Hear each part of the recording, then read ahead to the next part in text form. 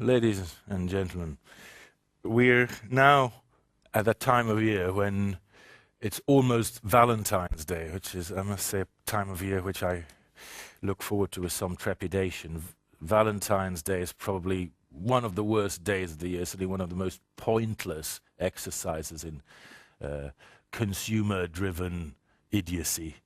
There may once have been a point to Saint Valentine, but I think it's long been forgotten, other than a way of making people spend a lot of money. Well, usually making men spend a lot of money, which of course makes it a lot worse. And believe me, even these times of economic downturn won't prevent your significant other from expecting something on St. Valentine's Day.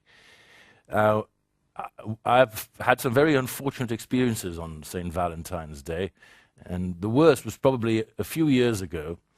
It was a Sunday, and I'd completely forgotten what day it was, and I was supposed to be playing rugby, but the game got cancelled because of the weather, so a friend of mine and I decided to have a proper lunch instead for a change on Sunday, instead of running around in the mud, which is what we normally did on Sundays. But unbeknownst to us, it was Valentine's Day, and of course we couldn't get any space in any restaurant, however much we tried. And when we eventually did get a space in a restaurant and sat down, we then realized that all the other tables around us were taken by moonstruck couples gazing into each other's eyes or holding hands. And then it hit us that it was actually the 14th of February. And my friend was utterly mortified, because he came to the conclusion that people must be thinking we were a gay couple, because everybody else in the restaurant was a couple, because nobody except couples goes out on Valentine's Day. And of course, this was a terrible blow to his self-esteem.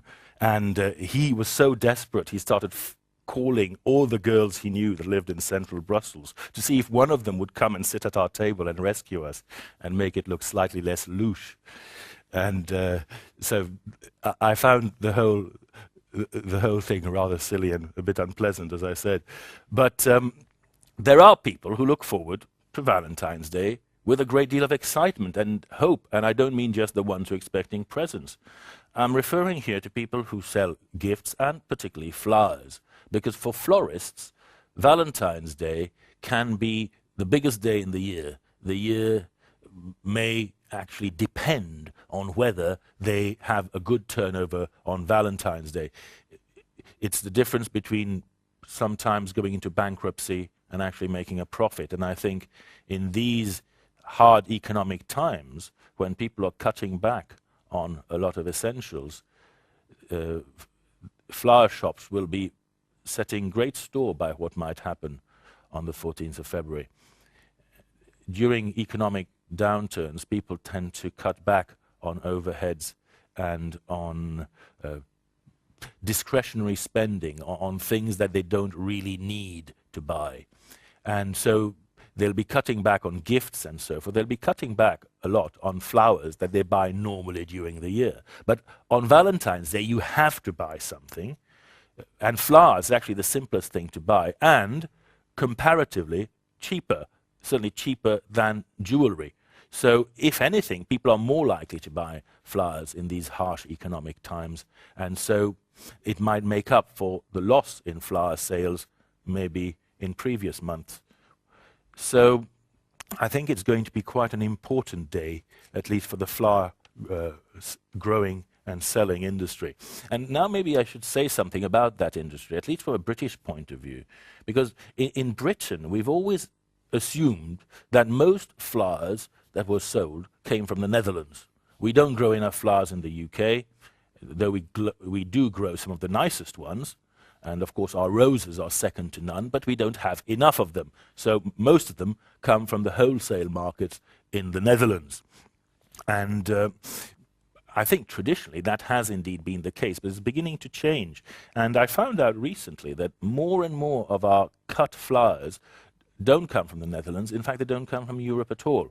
They come from far-flung places like Zimbabwe, the Gambia, Kenya, and Mauritius, South Africa, also parts of Latin America, though Latin America apparently mainly focuses on the North American market. I think more than 50% of the cut flowers sold in the United States come from Costa Rica.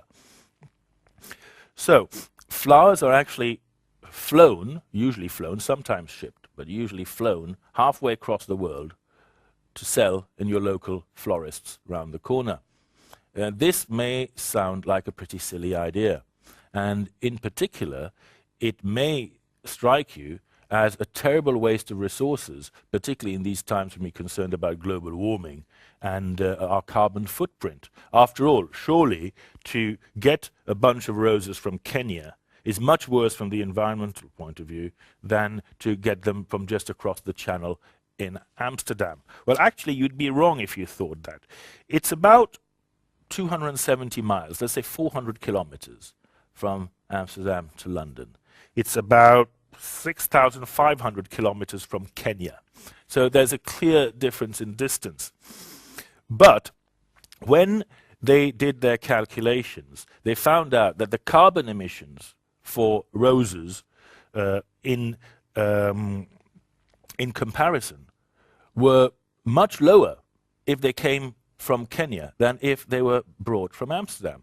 And this is because, of course, Amsterdam is closer. And so the transport carbon emissions are much lower than the air freight emissions all the way from Kenya.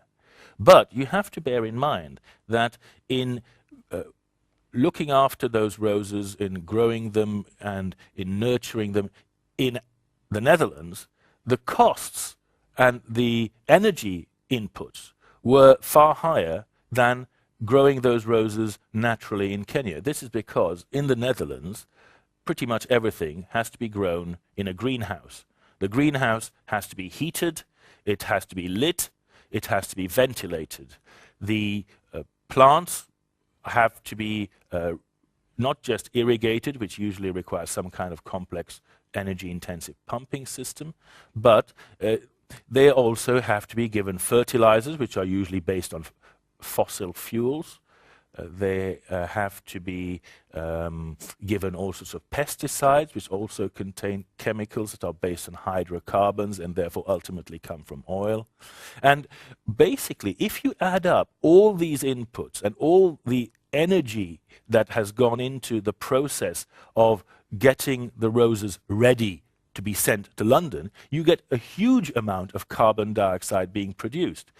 In Kenya, during the growing process of plants, there is virtually no input at all. A little bit of fertilizer, a little bit of pesticide, but basically the temperature takes care of itself.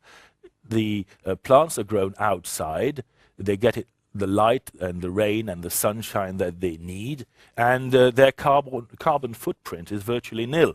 So by the time you total everything up, it's actually a lot lower in carbon emissions to get your flowers, in this case, from Kenya than it would be to bring them from the Netherlands. With the other advantage that in Kenya, those roses are being grown in a generally more environmentally friendly way because fewer pesticides and things like that are going to be used. It's not going to damage the environment so much. Furthermore, you're providing jobs for people in a third world country who otherwise would not find it easy to generate an income. And these roses in particular sell for a premium. And it's therefore something that's even good for rural development and for development in general in countries, as I say, like Kenya, where they need all the help they can get. So there you go. If you're going to be foolish enough to buy anybody roses on Valentine's Day, make sure they come from Kenya, not from the Netherlands. Thank you.